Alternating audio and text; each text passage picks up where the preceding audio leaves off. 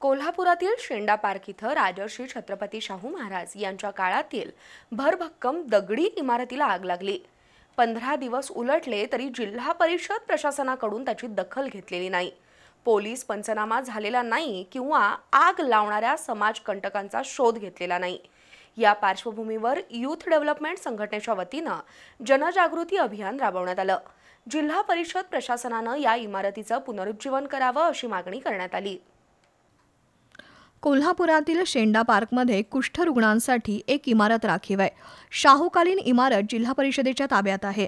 15 दिवसांपूर्वी या इमारतीला आग लागून मोठं नुकसान झालंय।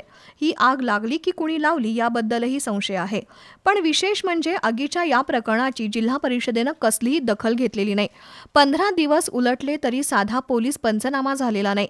या पार्श्वभूमीवर कोल्हापुरातील यूथ डेव्हलपमेंट संघटनेनं जनजागृती अभियान राबवलंय। त्यातून जिल्हा परिषद प्रशासनाच्या निष्क्रियतेबद्दल नाराजी व्यक्त करण्यात आली आहे।